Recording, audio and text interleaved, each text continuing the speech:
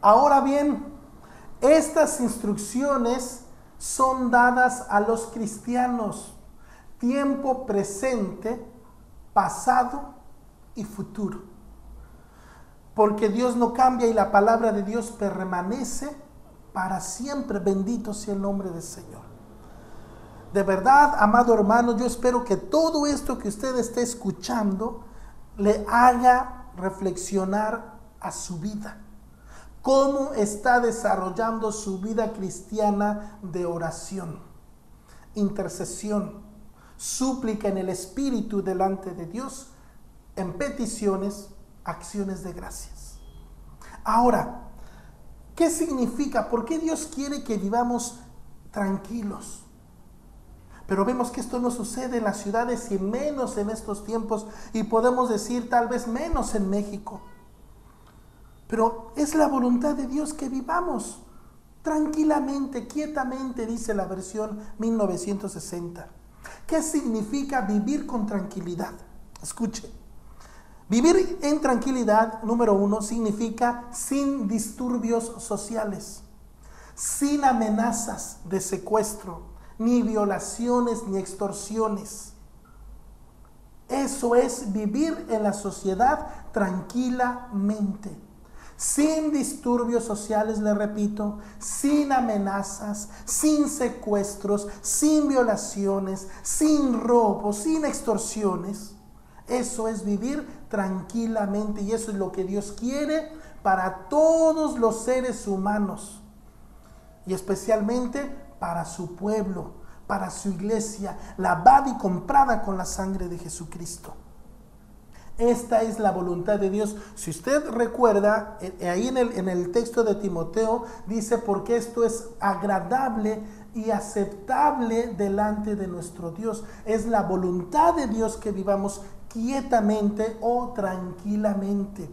Y se lo repito, sin disturbios sociales, sin amenazas, sin secuestros, sin violaciones, sin robos y sin extorsiones. Esto es vivir tranquilamente en la sociedad, en cualquier país, en cualquier ciudad, en cualquier pueblo. Es la voluntad de Dios para nosotros. No tenemos esto porque hemos cometido un grave error que le voy a mencionar en un momento. El número 2. Dice Dios para que vivamos reposadamente. ¿Qué significa vivir en reposo? ¿Qué significa vivir reposadamente? Escuche qué interesante es esto.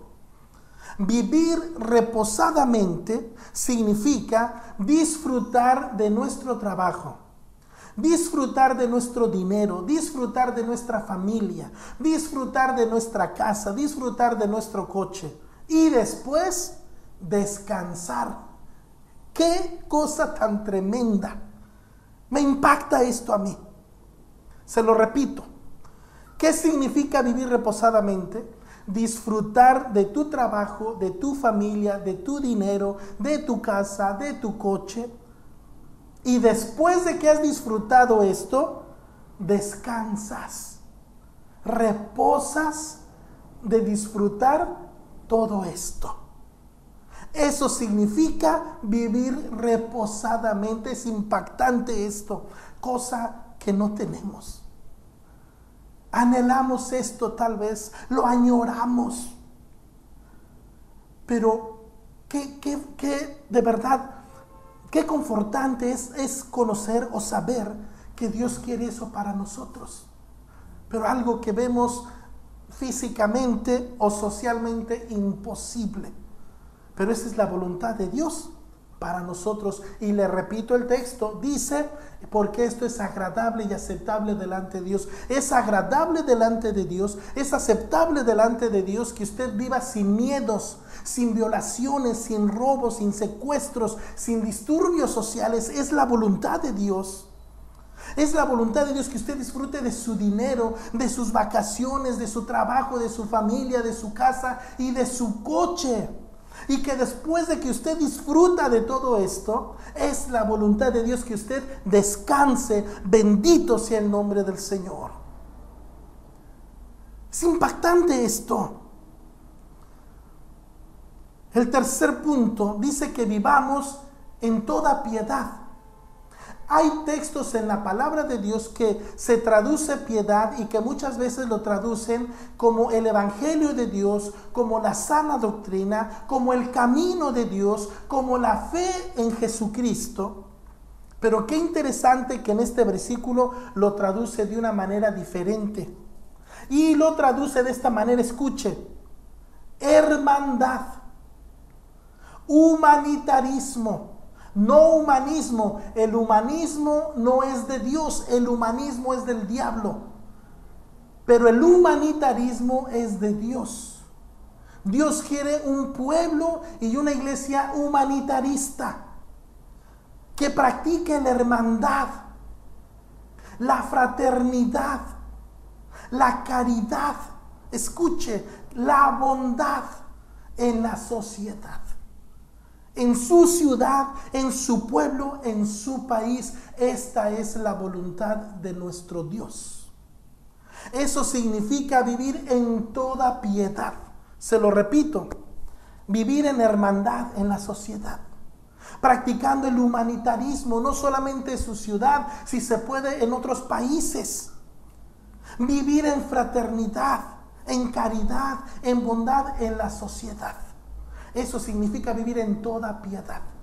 Por lo tanto, se puede vivir de esa manera porque no hay disturbios sociales, no hay amenazas, no hay secuestros, no hay robos, no hay extorsión. Pero es impactante esto. Pero vea, esta es la voluntad de Dios para nuestra ciudad, para nuestro país, para nuestro pueblo. Es interesante. El punto número 4 dice que vivamos en toda dignidad. Preste atención, amado hermano, a esto. Vivir en toda dignidad significa en el desarrollo de una sana y buena moral en la sociedad en todos los aspectos políticos, económicos y sociales. Eso significa vivir en toda dignidad. Se lo repito, un desarrollo de una buena y una correcta moral en la sociedad en todos los aspectos político, económico y social. Todo esto está en esos versículos que leímos de Primera de Timoteo. Todo esto está incluido ahí. Unos cuantos versículos, vea cuánta enseñanza hay. Pero nosotros lamentablemente hemos dejado de leer la palabra de Dios. Muchas veces nada más la tomamos como un relleno. Muchas veces usamos la Biblia como un relleno nada más. Pero no la leemos con hambre, no la leemos con sed. Por eso no vemos más allá de nuestra nariz. Ahora, escuche bien esto.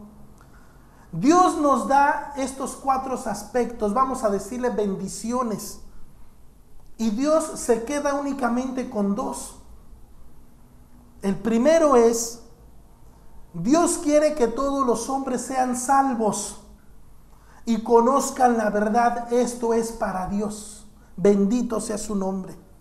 Y el segundo punto, que sepan que hay un solo mediador entre Dios y los hombres, y que se entregó por todos nosotros. En esto nosotros no recibimos nada, sino que todo se lo entregamos a Dios. Se lo repito rápidamente. Dios quiere que todos los hombres sean salvos y que conozcan la verdad. Segundo, que sepan que hay un solo mediador entre Dios y los hombres y que se entregó por todos nosotros, nuestro Señor Jesucristo. Dios nos da 4 aspectos sociales en bendición y Él pide 2 únicamente. Así que el fruto de nuestras rogativas, el fruto de nuestras oraciones, el fruto de nuestras peticiones y nuestra intercesión y el fruto de las acciones de gracias, escuche, dan como resultado o deberían dar como resultado todo esto: 4 aspectos para nosotros y 2 para Dios. Escuche, qué interesante. Ahora, las acciones de gracias son precisamente eso, no son palabras, son acciones de gracias. Pero para que una acción de gracia funcione, va acompañada de palabras y de hechos. Esto significa alabanza y adoración para la gloria de Dios. Las acciones de gracias dejan de ser palabras y ahora son acciones, acciones de gracias con nuestra boca, con nuestras palabras, con nuestros hechos y con nuestro caminar, con nuestro vivir cristiano para la gloria del Señor. ¿Se da usted cuenta? El fruto, todo esto, le vuelvo a repetir, está en estos versículos de Timoteo. Todo esto Dios nos lo entrega y nos dice, si ustedes no han vivido así, es porque no han rogado en mi presencia, es porque no han suplicado en mi presencia, es porque no han orado como deben de ser, es porque no han intercedido por su nación, por su país, ni por sus presidentes ni gobernadores. Si ustedes como nación no tienen esto, es porque han olvidado hacer esto que están escuchando en mi palabra. Normalmente nosotros, escuchemos esto, es algo muy tremendo. Normalmente nosotros confesamos muchos pecados. Pero ¿saben qué? Nosotros no confesamos un pecado, el principal. Usted puede confesar y dice, Dios, yo ya le confesé mis pecados a Dios. Le he estado confesando muchos que no le había confesado. Pero aunque usted le confiese todos esos, generalmente no confesamos un pecado. Ese pecado que generalmente no confesamos es el siguiente. No confesamos el pecado de habernos apartado de la palabra de Dios. Normalmente no confesamos ese pecado, el haber dejado a un lado la palabra de Dios. No confesamos el pecado de tomar la palabra de Dios como relleno, simplemente. La palabra de Dios no es ningún relleno. La palabra de Dios es autoridad. Y como nosotros no hemos confesado ese pecado y lo cometemos diariamente, por eso vivimos lo que vivimos en nuestra ciudad. Escuche bien, amado hermano. Si usted lee las oraciones en la Biblia, si usted lee las oraciones de los grandes hombres de Dios y mujeres, si usted lo lee con mucha atención, se va a dar usted cuenta que el primer pecado que ellos confesaban era el haberse apartado de la ley de Dios, el haber dejado la palabra de Dios de lado, el haber descuidado los mandamientos y las instrucciones de la palabra del Señor. Es el primer pecado que confesaban los siervos de Dios. El haber ignorado los pactos que Dios hizo con su pueblo. Dios hizo con su pueblo. Y ellos mencionaban, hemos dejado tu palabra, nos hemos desviado de tus mandamientos, nos hemos apartado de tu ley. Por eso ha venido sobre nosotros y sobre nuestra ciudad todos estos males. Escucha, amado hermano.